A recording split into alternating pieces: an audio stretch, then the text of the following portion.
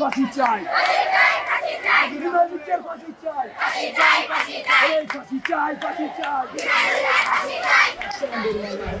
কানা লোকরা ইমরা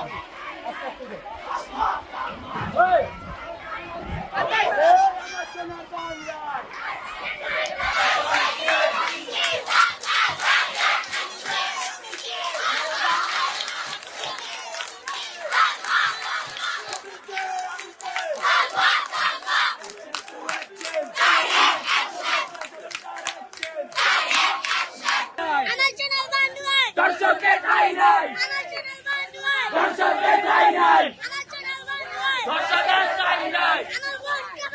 পুরি কেন বাইরে, পুরি কেন বাইরে?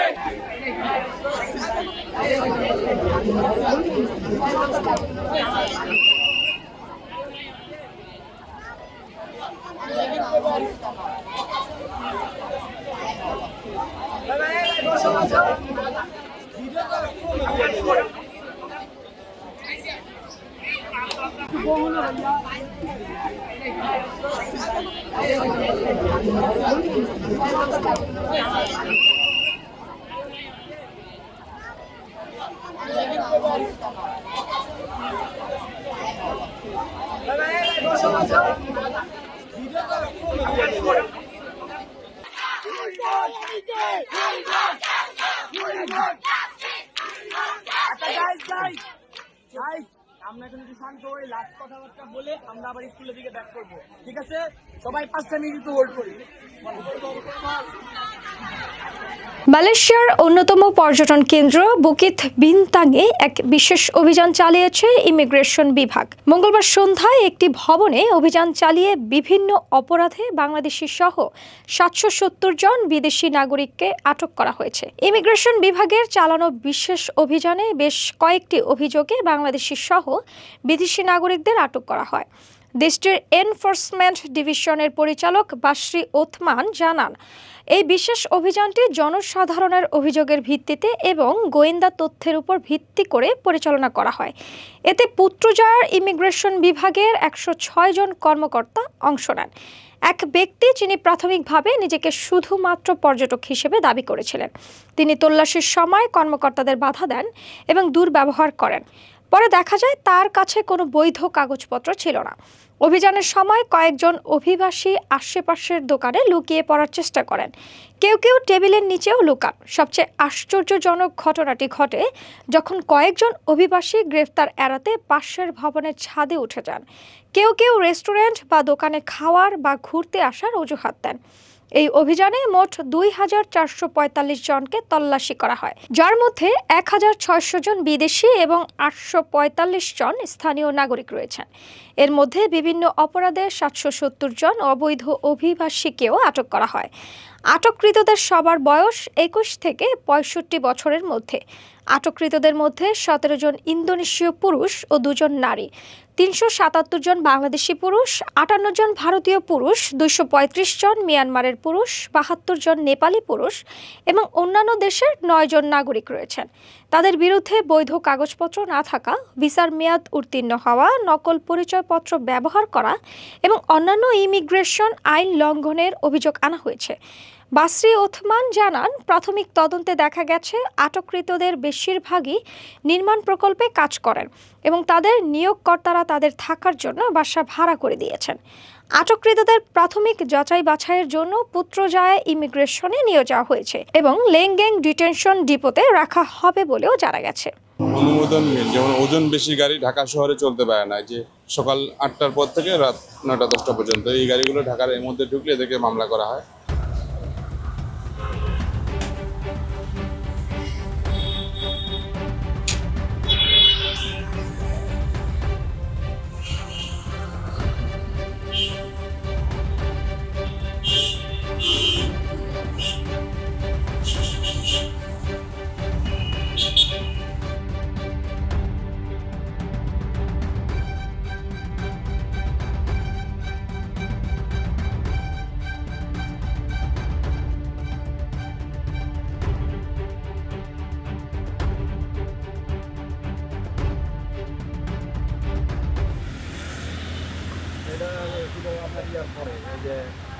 তুমি একটা পার হয়ে আওয়ানোর পরে ঠিক আছে ফ্লাইওভারে গেছে এখন এই যে গাড়ি আছে না গাড়ি হয়েছে আপনার 2598 1598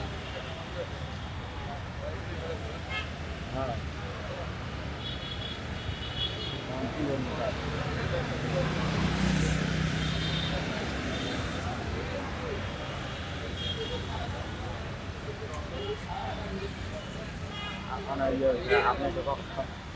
আপনাকে বলে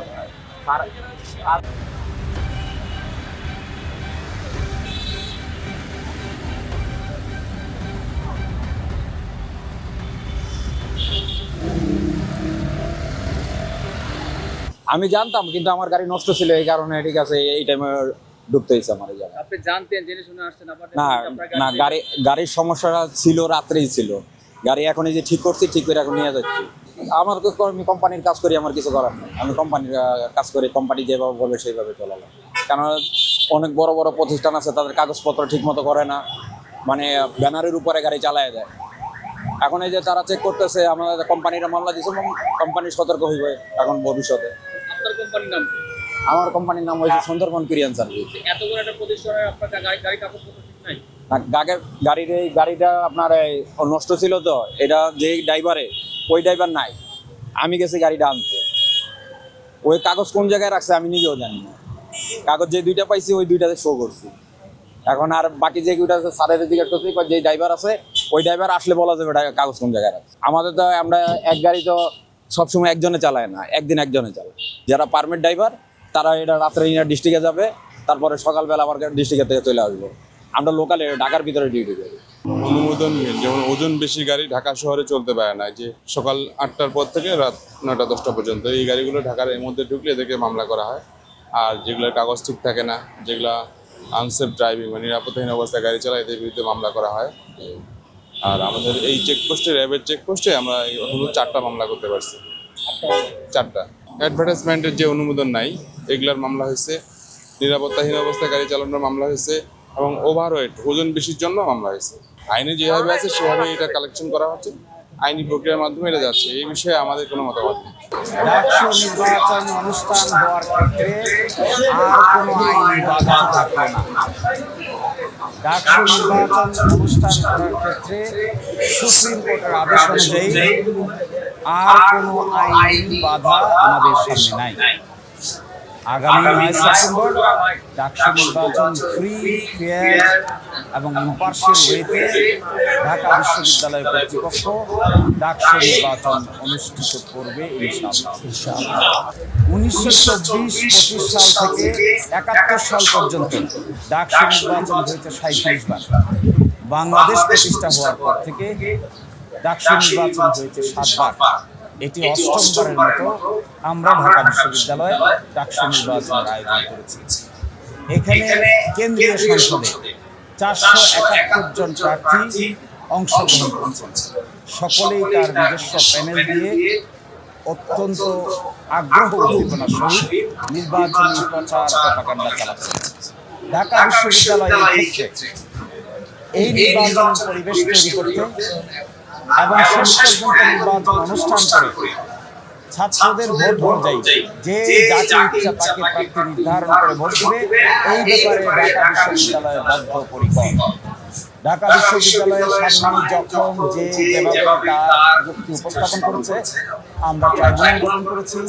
ট্রাইব্যুনালের প্রেসিডেন্টের কাছে যারা আপিল করেছে প্রেসিডেন্টের কাছে নিষ্পত্তি করে আমরা উপযুক্ত আইনি সিদ্ধান্ত নিয়েছি ঢাকা বিশ্ববিদ্যালয়ের কাছে কোনো দরখাস্ত না করে যে পিটিশনকারী সরাসরি হাইকোর্টে পিটিশন করেছিলেন আমরা আর্গুমেন্টে বলেছিলাম যে তার রিট আবেদন মোটেও চলনসই কোনো আবেদন নয় কারণ যার প্রার্থীতা চ্যালেঞ্জ করে তিনি মামলা করেছেন যিনি মামলা করেছেন তিনি সেই পদের কোনো প্রার্থী নন সেকেন্ড হলো ঢাকা বিশ্ববিদ্যালয়ের সামনে কোনো অবজেকশন না দিয়ে আমাদের ট্রাইব্যুনালের কাছে না এসে আমাদের প্রেসিডেন্টের কাছে না এসে সরাসরি তিনি হাইকোর্টে এসেছেন এটি রিট জুরিসডিকশনের চিন্তা অনুযায়ী জুরিসডিকশন অনুযায়ী গ্রহণযোগ্য নয় আর থার্ড কথা ছিল এটি একটি ডিসপিউটেড কোয়েশ্চন অফ ফ্যাক্ট কোনটা ঠিক কোনটা বেঠিক এই প্রশ্নে রিট পিটিশন চলে না আর আমরা আদালতের সামনে এটাও বলেছিলাম, ঢাকা বিশ্ববিদ্যালয় হিসেবে, অথরিটি হিসেবে এটা একটা অটোনমাস বডি। ঢাকা বিশ্ববিদ্যালয়ের অর্ডার অনুযায়ী প্রতিষ্ঠিত একটা অটোনমাস বডি, এটা স্বায়ত্তশাসিত প্রতিষ্ঠান। তার ইন্টারনাল মেকানিজমের মধ্যে যে সমস্ত ইলেকশন মেকানিজম আছে এগুলি দেখভাল করার দায়িত্ব ঢাকা বিশ্ববিদ্যালয়ের। ঢাকা ইউনিভার্সিটি স্টুডেন্ট ইউনিয়ন যে গঠনতন্ত্র হয়েছে, এই গঠনতন্ত্র is approved by the syndicate. সেই গঠনতন্ত্রের ভিতরে আমরা বিধান করেছিলাম, যদি কারো অবজেকশন থাকে তাহলে তিনি রিটার্নিং অফিসারের সামনে দায়ের করতে পারবেন। রিটার্নিং অফিসারের সিদ্ধান্তে যদি কেউ ক্ষুব্ধ হয় তাহলে তিনি আপিল করতে পারবেন। যিনি আজকে পিটিশন করেছিলেন হাইকোর্টে, আপিল বিভাগে যিনি রেসপন্ডেন্ট ছিলেন, তিনি রিটার্নিং অফিসারের কাছেও কোনো অবজেকশন দেন নাই। তার বিরুদ্ধে যে আপিল হয়েছে, আপিলেও কোনো অবজেকশন রেজ করেন নাই। যখন আমরা প্রাথমিকভাবে লিস্ট প্রকাশ করেছিলাম, সেই লিস্টেও তিনি কোনো অনাগ্রহ প্রকাশ করেন নাই। চূড়ান্ত লিস্ট যখন প্রকাশ করেছি, সেখানেও তিনি আনুষ্ঠানিকভাবে ঢাকা বিশ্ববিদ্যালয় কর্তৃপক্ষের সামনে কোনো কথাই বলেন নাই। এই সমস্ত যুক্তিতর্ক গ্রহণ করেছেন মাননীয় আপিল বিভাগ। গ্রহণ করে হাইকোর্ট বিভাগ যে ডাকসু নির্বাচনের স্থগিতাদেশ দিয়েছিলেন, এটি অনারেবল জাজ চেম্বার স্টে করে দিয়েছিলেন। আজকে বাংলাদেশের সর্বোচ্চ আদালত হাইকোর্ট ডিভিশনের আদেশের স্থগিতাদেশ দিয়েছেন এবং 31শে অক্টোবর 2025 পর্যন্ত এই স্থগিতাদেশ বহাল থাকবে। এর অর্থ হলো এটা 9 সেপ্টেম্বর 2025-এ উৎসবমুখর পরিবেশে ডাকসু নির্বাচন অনুষ্ঠান করার ক্ষেত্রে আর কোথাও কোনো আইনি বাধা থাকবে না। এই জন্য আমরা সংশ্লিষ্ট সকলকেই বিশ্ববিদ্যালয়ের পক্ষ থেকে আমরা ধন্যবাদ জানাই, যেন নির্বাচন আয়োজন করার ক্ষেত্রে সাংবাদিক সহ সংশ্লিষ্ট সকল মহল, প্রার্থী যে যেখান থেকে প্রার্থী হন না কেন, সকলেই আমাদেরকে সহযোগিতা করবেন যেন বাংলাদেশের সামনে একটা গ্রহণযোগ্য নির্বাচন আমরা উপহার দিতে পারি। আমরা এই জন্য বলছিলাম এটা, কারণ ঢাকা বিশ্ববিদ্যালয়ের কাছে তো এই প্রশ্ন উত্থাপন করা হয়নি। ঢাকা বিশ্ববিদ্যালয়ের প্রাথমিক বাছাই করেছে 21 তারিখ, ফাইনাল বাছাই করেছে 26 তারিখ, আর রিপিটিশন দায়ের করা হয়েছে 28 তারিখ। তাহলে যখন প্রাথমিক লিস্ট পাবলিশ করা হয় তখন কি তারা জানতেন না? যখন 26 তারিখ পূর্ণাঙ্গ লিস্ট প্রকাশ করা হয়, চূড়ান্ত লিস্ট, তখন কি তারা জানতেন না? তাহলে 28 তারিখ পিটিশন করেছেন, এটিকে আইনি ভাষায় বলে মেলাফাইডি।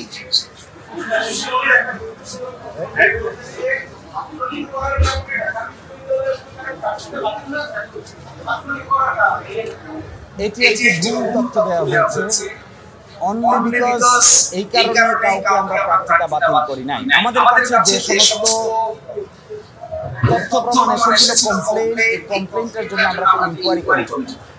ইনকোয়ারি কমিটির সংশ্লিষ্ট প্রার্থী সহ ফ্যাক্ট ফাইন্ডিং করে বিশ্ববিদ্যালয়ের অথরিটির কাছে একটা রিপোর্ট সাবমিট করে। সেই রিপোর্ট সাবমিটে যার বিরুদ্ধে অভিযোগ প্রমাণিত হয়েছে এরকম একজনের ব্যাপারে আমরা সিদ্ধান্ত নিয়েছি। আবার যার বিরুদ্ধে প্রাথমিকভাবে সিদ্ধান্ত নেওয়া হয়েছিল তাদের দুজন আপিল দেয়। এই আপিলে গিয়ে একজনকে আমরা সঠিক তথ্য উপস্থাপন করা হয়নি মর্মে আমরা তার প্রার্থিতাও এলাও করেছি, ভোটার লিস্টে এলাও করেছি। ফলে ঢাকা বিশ্ববিদ্যালয় is acting in a transparent, accountable, acceptable mechanism. Acceptable, transparent, meaning thereby acceptable to the people at large, to the law and to the conscience. যদি ঢাকা বিশ্ববিদ্যালয় বেআইনি কোনো কাজ করে, ডেফিনেটলি আমি একজন তাদের আইনজীবী হিসেবে ওই বেআইনি কাজে আমি ঢাকা বিশ্ববিদ্যালয়কেও সমর্থন দিতে রাজি আছি।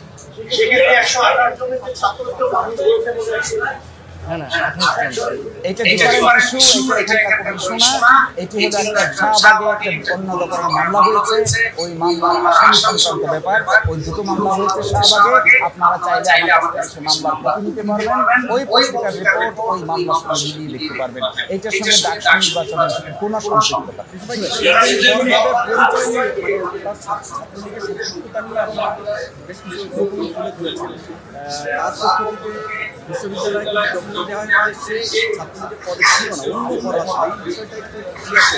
দেখুন, এই ব্যাপার সেটেল হয়ে গেছে।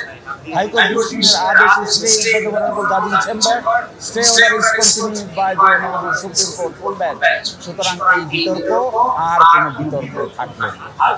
আসসালামু আলাইকুম। প্রিয় সাংবাদিকবৃন্দ, আপনাদের সকলকে ধন্যবাদ এখানে উপস্থিত হওয়ার জন্য। আসলে আজকে আমরা আগামী 9 সেপ্টেম্বর যেহেতু নির্বাচনের সময় ঘনিয়ে এসেছে, এই জন্য আমরা আসন্ন ডাকসু নির্বাচন উপলক্ষে আমাদের যিনি চিফ রিটার্নিং কর্মকর্তা এবং নির্বাচন কমিশনার ওনাদের সাথে আমরা দেখা করতে এসেছিলাম।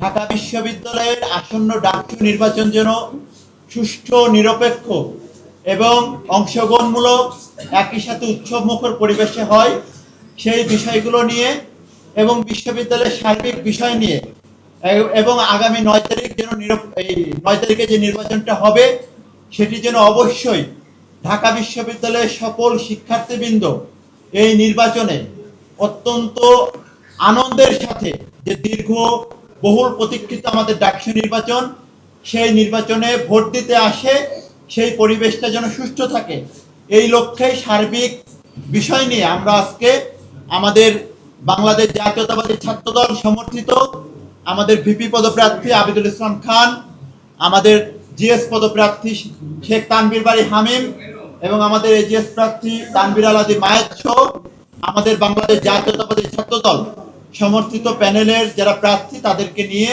আমরা নির্বাচন কমিশনের সাথে একটি আলোচনায় এসেছিলাম। আমরা তাদের সাথে দীর্ঘক্ষণ এই বিশ্ববিদ্যালয়ের সার্বিক নির্বাচন পরিবেশ নিয়ে আমরা আলোচনা করেছি এবং আমরা আশা করছি আগামী 9 তারিখ বাংলাদেশের সাধারণ জনগণ যে নির্বাচনের দিকে চেয়ে আছে এবং ঢাকা বিশ্ববিদ্যালয়ের শিক্ষার্থীদের অধিকার আদায়ের প্রধান যে প্ল্যাটফর্ম সেই ডাকসু নির্বাচন যেন সুষ্ঠু এবং অংশগ্রহণমূলক হয়, সেই লক্ষ্যে আজকে আমরা এসেছিলাম। 9 সেপ্টেম্বর ঢাকা বিশ্ববিদ্যালয়ে অনুষ্ঠিত হতে যাচ্ছে যে ডাকসু নির্বাচন 2025, সেটাকে সুন্দর, সুষ্ঠু, নিরপেক্ষভাবে অনুষ্ঠিত করার জন্য আমরা নির্বাচন কমিশনের সাথে আমাদের যে আলোচনা সেটা আমরা তুলে ধরেছিলাম।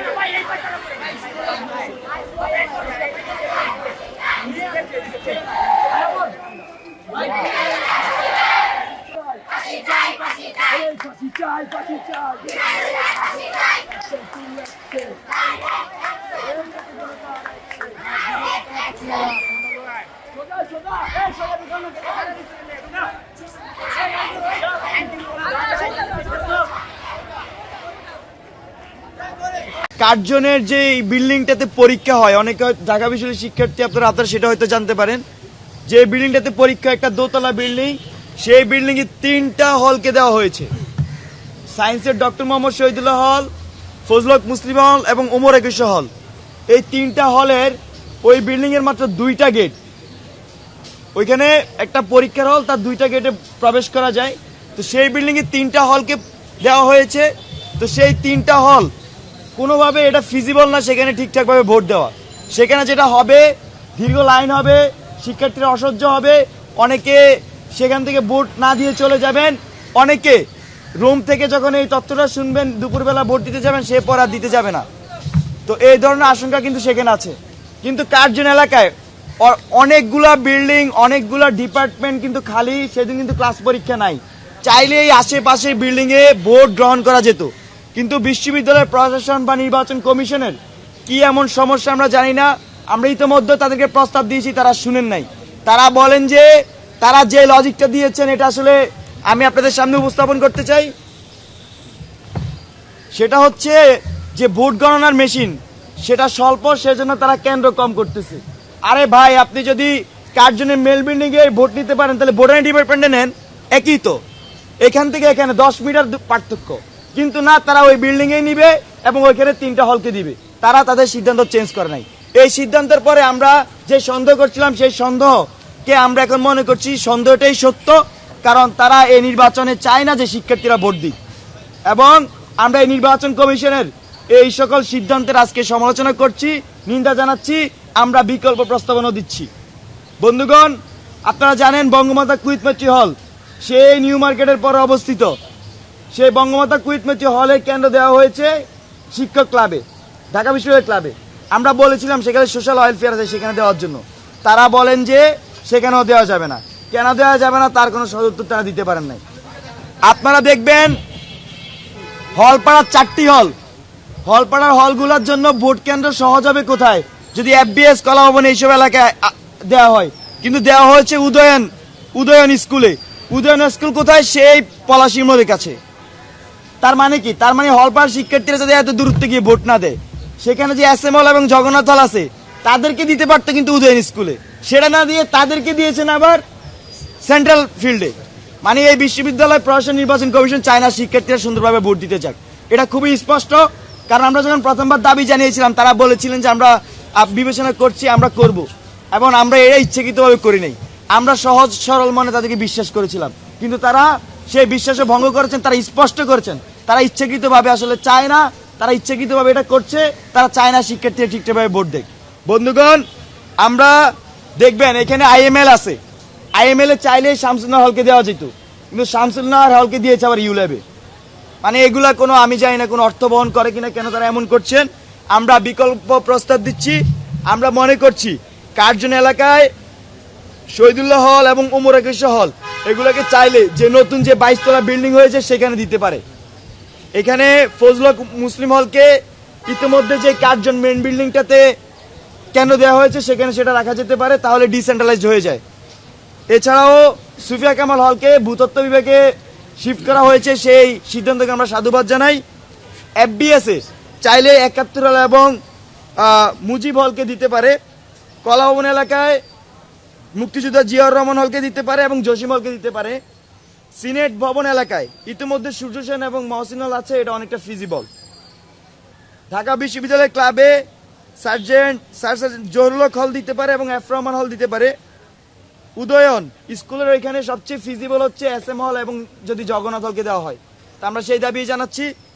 IML এর শামসুন্নাহর হলকে দিতে পারে, কারণ শামসুন্নাহর হল থেকে বের হয়ে এসে এখানে কিন্তু IML খুব বেশি দূরত্ব নয়।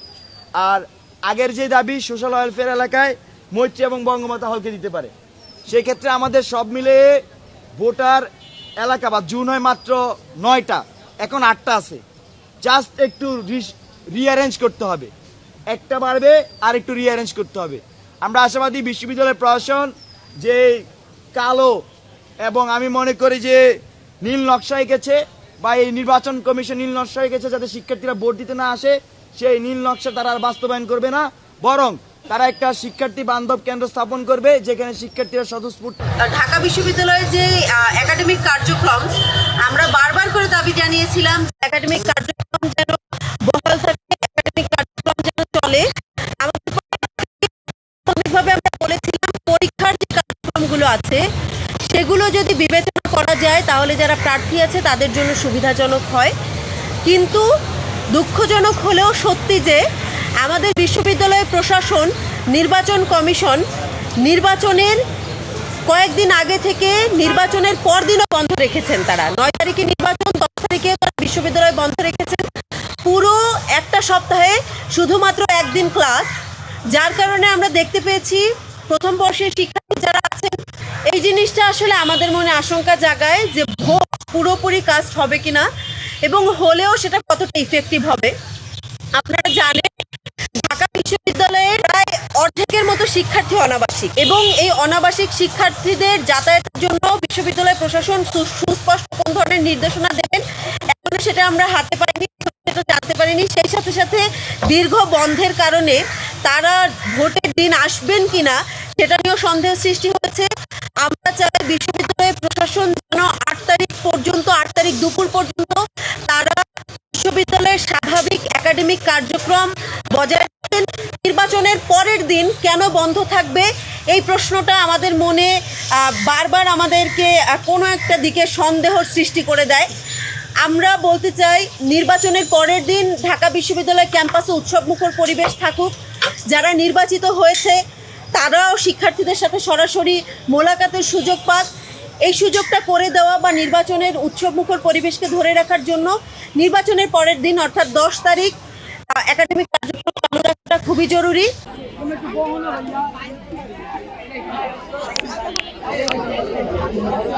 রাজধানীর হাজারীবাগে অবস্থিত সালেহা স্কুলের আলোচিত সালমা আত্মহত্যার মূল হোতা ধর্ষক আশফাকুজ্জামান হিমেলের শাস্তির দাবিতে আজ ফের ছাত্রছাত্রীরা মানববন্ধন করেন।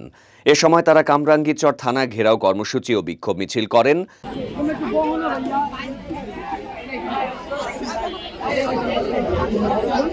কামরাঙ্গীরচর থানার সামনে শিক্ষার্থীরা অবস্থান করলে কামরাঙ্গীরচর থানার ওসি তাদেরকে রবিবার ঢাকা মেডিকেল থেকে ময়নাতদন্তের রিপোর্ট আনার এবং বৃহস্পতিবার পর্যন্ত সময়ের আবেদন করেন। কিন্তু শিক্ষার্থীরা তাদের সিদ্ধান্তের ওপর অটল থেকে আগামীকাল ঢাকা মেডিকেল অভিমুখে বিক্ষোভ মিছিল করার ঘোষণা দেন। 170 কার্যকরী সদস্য পদপ্রার্থী, হ্যাঁ শিওর সদস্য পদপ্রার্থী। আমার ব্যালট নাম্বার 170। আমি হচ্ছে কেন্দ্রীয় ছাত্র সংসদের সদস্য পদপ্রার্থী। আমার নাম মোহাম্মদ আরাফাত হোসেন। আমার ব্যালট নাম্বার 170। টাকা ও ডলার ও আইফোনের মতো লিফলেট ছাপিয়ে প্রচার চলছে এবার ডাকসু নির্বাচনে। ঢাকা বিশ্ববিদ্যালয় কেন্দ্রীয় ছাত্র সংসদ ডাকসু ও হল সংসদ নির্বাচনের প্রার্থীদের তুমুল প্রচারণা চলছে। এবারের নির্বাচনে কোনো প্রার্থী নিয়েছেন অভিনব কৌশল। ভোটারদের আকৃষ্ট করতে টাকা ও ডলার এবং আইফোনের আদলে লিফলেট বানিয়ে চালাচ্ছেন প্রচার। ডাকসু ও হল সংসদ নির্বাচনের তফসিল অনুযায়ী আগামী 7 সেপ্টেম্বর পর্যন্ত প্রচার চালাতে পারবেন প্রার্থীরা। কড়া আচরণবিধি মেনে ছেলেদের হলে প্রতিদিন সকাল 10টা থেকে রাত 11টা পর্যন্ত ও মেয়েদের হলে রাত 10টা পর্যন্ত এই প্রচারের সুযোগ রয়েছে। বিশ্ববিদ্যালয় ক্যাম্পাসে দেখা যায় কেউ দিচ্ছেন টাকা, কেউ দিচ্ছেন ডলার, আবার কেউ দিচ্ছেন আইফোন। এভাবেই চলছে প্রচারণা। তবে এর কোনোটাই সত্যি নয়। প্রার্থীদের লিফলেট এমনই অভিনবত্ব সৃষ্টি করেছে ঢাকা বিশ্ববিদ্যালয়ের ডাকসু নির্বাচনে। ভোটাররা অভিনব লিফলেট দেখে ভীষণ খুশি। মল চত্বর থেকে ভিসি চত্বর হয়ে নীলক্ষেত, সর্বত্রই যেন টাকা, ডলার আর আইফোনের রাজত্ব চলছে। ভোটাররা এইসব লিফলেট সুভিনিয়ার হিসেবে সংগ্রহ করছেন। প্রার্থীদের ভিড়ে নিজেকে স্বতন্ত্রভাবে পরিচিত করতেই এই অভিনব কৌশল নিয়েছেন কেউ। আইফোন দেওয়ার উদ্দেশ্য হচ্ছে, দেখেন আমাদের অ্যারাউন্ড 600-র মধ্যে হচ্ছে প্রার্থী আছে টোটাল ডাকসুতে। এখন খুব স্বাভাবিকভাবে যদি আপনি চিন্তা করেন একজন স্টুডেন্টের পক্ষে কি 600 প্রার্থীর সব চেক করা কি পসিবল, এই পেপারগুলো চেক করা? সো এই জন্য বর্তমানে ইউনিক হওয়া ছাড়া আসলে কোনো অল্টারনেটিভ নাই। আপনাকে ইউনিক হইতে হবে যদি আপনি রেলেভেন্ট থাকতে চান। সো এই চিন্তা থেকে এই ক্রিয়েটিভ বা ইউনিক আইডিয়া হচ্ছে ইমপ্লিমেন্ট করা। সো আমরা এগুলা করতেছি, স্টুডেন্টদেরকে দিচ্ছি। অ্যান্ড ইভেন বাইরে থেকেও আমাদের যারা হচ্ছে এলাকার ফ্রেন্ডরা আছে ওরা বলতেছে এগুলা কালেক্ট করে রাখতে, দেন হচ্ছে যখন বাসায় যাবো ওদের জন্য যেন নিয়ে যাই। সো এটা পপুলারিটি এই পর্যন্ত চলে গেছে। আচরণবিধি অনুযায়ী প্রার্থীরা যে কোনো হ্যান্ডবিল, পোস্টার ও লিফলেট বিলি করতে পারবেন। তবে ক্যাম্পাসের কোথাও এগুলো টানানো বা সাঁটানো যাবে না। ডাকসু নির্বাচনের সদস্য পদে প্রার্থী হয়েছেন মার্কেটিং বিভাগের শিক্ষার্থী মোহাম্মদ আরাফাত হোসেন। তার ব্যালট নাম্বার 170। ভোটারদের আকৃষ্ট করতে বাংলাদেশের 1000 টাকার নোটের আদলে লিফলেট ছাপিয়ে প্রচার চালাচ্ছেন তিনি। 1000 টাকার নোটের আদলে বানানো এই ব্যালটের সামনের অংশে বাংলাদেশ ব্যাংকের জায়গায় লেখা হয়েছে ডাকসু ভোট ব্যাংক। আর চাহিবামাত্র ইহার বাহককে 1000 টাকা দিতে বাধ্য থাকিবেন এর জায়গায় লেখা হয়েছে চাহিবামাত্র ইহার প্রার্থীকে 170 ব্যালটে ভোট দিয়ে বাধিত করবেন। আসল নোটে যেখানে গভর্নরের নাম লেখা থাকে সেখানে ব্যালটে লেখা হয়েছে ঢাকা বিশ্ববিদ্যালয় কেন্দ্রীয় ছাত্র সংসদের নির্বাচনী কার্যকরী সদস্য পদপ্রার্থী মোহাম্মদ আরাফাত হোসেনের নাম, আর পদবি হিসেবে লেখা হয়েছে উদ্যোক্তা। আর পেছনের অংশে আসল নোটে যেখানে জাতীয় সংসদের ছবি থাকে সেখানে ব্যালটে ঢাকা বিশ্ববিদ্যালয়ের কার্জন হলের ছবি রাখা হয়েছে। এই ছবির পাশে দেওয়া হয়েছে একটি QR কোড। সেটি স্ক্যান করলেই দেখা যাচ্ছে তার ইশতেহার। আর আসল নোটের 4 কোণায় যেখানে টাকার পরিমাণ লেখা থাকে সেখানে তিনি লিখেছেন ব্যালট নাম্বার 170। এছাড়া স্যার এফ রহমান হল সংসদ নির্বাচনের সহসভাপতি ভিপি পদে স্বতন্ত্র প্রার্থী হয়েছেন নাইমুর রহমান। ভোটারদের মনোযোগ আকর্ষণ করতে মার্কিন ডলারের আদলে লিফলেট বানিয়ে প্রচার চালাচ্ছেন তিনি। হল সংসদ নির্বাচনে ভিপি পদে তার ব্যালট নম্বর 1, যার কারণে $1 আদলে লিফলেট বানিয়েছেন তিনি। এছাড়া আইফোনের আদলে লিফলেট ছাপিয়ে প্রচার চালাচ্ছেন। এখন আমাদের এবারে ডাকসু নির্বাচনে প্রার্থীর সংখ্যা খুব বেশি, যে কারণে আপনার প্রচারপত্র খুব বেশি হবে এবং এত প্রচারপত্রের মাঝখানে যে আমার প্রচারপত্র হারিয়ে যাবে না বা আমার ব্যালট নাম্বারটি ভুলে যাবে না সেটা নিশ্চয়তা নেই। তো সেই কারণে আমি ভিন্নধর্মী কিছু করার চেষ্টা করেছি যাতে করে আমার ব্যালট নাম্বারটা, আমার প্রচারপত্রটা অন্তত বা আমার নামটা কেউ স্মরণে রাখতে পারে যেন। তো সেই জন্যই প্রথমে টাকার দিকে গিয়েছিলাম, কিন্তু টাকার কালার গ্রেডিংটা খুব ভালো না, সাদা কালো। সেই কারণে আমি পরবর্তীতে ডলারের আদলে আমার প্রচারপত্র ছাপাই এবং যেহেতু আমার ব্যালট নাম্বার $1 সাথে খুব সহজেই মানিয়ে নিতে পেরেছি। দেখুন, আমার ডলার ছাপানোর পরে ডলার নিয়ে হয়তো বা খুব বেশি ছাপা হয়নি, কিন্তু টাকা নিয়ে খুব বেশি ছাপানো হয়েছে। তো যেই কারণে আসলে ইউনিকনেসের ব্যাপারটা থাকে না। তো আমি পরবর্তীতে চিন্তা করলাম যে নতুন কিছু করি যেন কারণ প্রচারপত্র তো মূলত প্রচারণার জন্যই, তো প্রচারপত্র শেপের জন্যও যেন আমার প্রচার হয়ে যায়। তো সেইটার জন্য পরবর্তীতে আইফোনের আদলে প্রচারপত্র ছাপানো হয়েছে। এই প্রচারণায় নেতিবাচক কিছু নেই, যেহেতু টাকা ও ডলার আইফোনের মতো করে তৈরি লিফলেট তা আসলে কিছু না, সেক্ষেত্রে কোনো আচরণবিধিও লঙ্ঘন হচ্ছে না।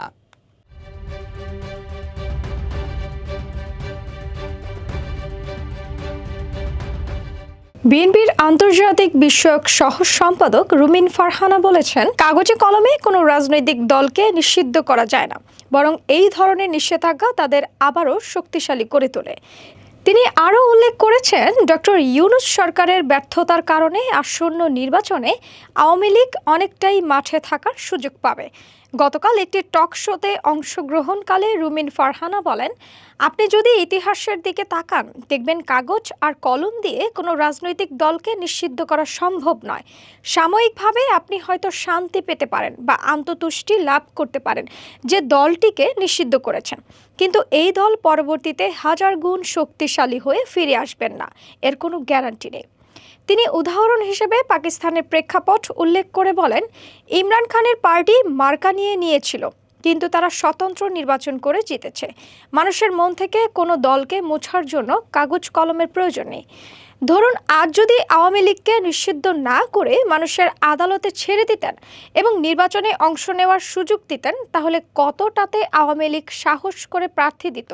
আর যদি প্রার্থী দিত, তারা এলাকায় গিয়ে প্রচারণা চালিয়ে নির্বাচন করার সাহস দেখাতে পারত। কিন্তু 1 বছরে যদি ডক্টর ইউনূস প্রমাণ করতেন যে তার শাসনকাল হাসিনার শাসনকালের চেয়ে ভালো ছিল, তবে আওয়ামী লীগের প্রার্থী দেওয়ার সাহস অনেক কম হতো।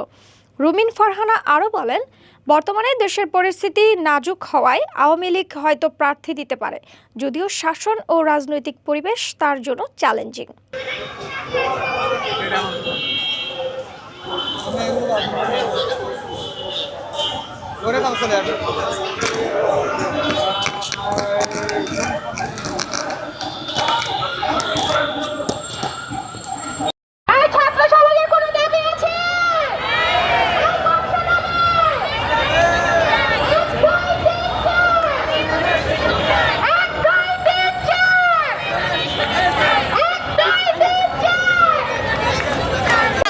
এখানে অবস্থান কর্মসূচি চলমান আমাদের। আমরা মূলত এখানে এসেছি আমরা যারা করোনার সময় যাদের বয়স 27, 28, 29, করোনা চলমান, বয়স চলমান, করোনা শেষ, বয়স শেষ, আমরা সরকারি চাকরিতে আবেদনের সুযোগ, আমাদের সরকারি চাকরিতে 30-এর পরে সরকারি চাকরিতে আবেদন করার কোনো সুযোগ নেই। এমতো অবস্থায় আমরা আন্দোলন সংগ্রাম করি এবং এরই পরিপ্রেক্ষিতে আমাদের 30শে সেপ্টেম্বরে একটা বড় সমাবেশের মাধ্যমে আমাদের অন্তর্বর্তীকালীন সরকারের একটা কমিটি গঠন করা হয়। কমিটিতে 35-37 সুপারিশ, ছেলেদের জন্য 35, মেয়েদের জন্য 37 সুপারিশ করা হয়। কিন্তু সেই সুপারিশের করার মাঝেও 32 সরকারি চাকরিতে প্রবেশের বয়সীমা 32 এর একটা প্রজ্ঞাপন করা হয়। এই 32 কাদের করা হলো? আজকের যে শিশু, সেই শিশু আজকে 32-এর সুবিধাটা পাবে, কিন্তু যারা প্রকৃত ভুক্তভোগী, করোনাকালীন ক্ষতিগ্রস্ত, সেই সকল ছেলে মেয়েরা, সেই সকল শিক্ষার্থীরা আবারও সেই 32-এর বঞ্চিত হলো। তো আমরা রাষ্ট্রের কাছে বারবার আমাদের উদ্যত আহ্বান যে রাষ্ট্র আমাদের কথা কেন শুনতে চাচ্ছে না। আমরা বারবার বিগত 2 সপ্তাহ ধরে রেজনা ম্যামের সাক্ষাতের জন্য বারবার সচিবালয়ে যাই। আমাদের বিভিন্ন রকমের তালবাহানা দেখানো হয়, অজুহাত দেওয়া হয় ম্যাম অসুস্থ। আমি গত 28 দিন ধরে আমরা পোস্ট গ্রাজুয়েট মেয়েরা আমাদের যৌক্তিক দাবির জন্য রাস্তায় কেন থাকবো? আমরা এটা দ্রুত সমাধান চাই। আমরা দ্রুত ম্যামের সাথে অল্প কয়েক মিনিটের জন্য বসতে চাই, আমাদের তথ্যগুলো উপস্থাপন করতে চাই। তারা যদি মনে করে যে আমাদের চাওয়াগুলো যৌক্তিক, তাহলে অবশ্যই মানবিক বিবেচনায় আমাদের আবেদনের সুযোগ দেওয়া হোক। 2.7% চূড়ান্তভাবে উত্তীর্ণ হয়েছে। সেখানে আমরা এসেছি হচ্ছে যে চাকরিতে বয়সের প্রবেশ মানে আবেদনের সুযোগ চাওয়ার জন্য 3 বছর সরকারি চাকরিতে আবেদনের সুযোগ চেয়ে এসেছি দীর্ঘ 28 দিন থেকে। আমরা 28 দিন থেকে অবস্থান করতেছি এবং সরকারের পক্ষ থেকে এখনো আমরা কোনো ফলাফল পাইনি। তাই আজকে আমরা একটা মহাসমাবেশে ডাক দিয়েছি। হয় আজকে আমাদের সরকার এখান থেকে আমাদের ন্যায্য দাবিটা দিয়ে দিবে, না হলে আমরা মানে গণহারে আত্মহত্যা করব।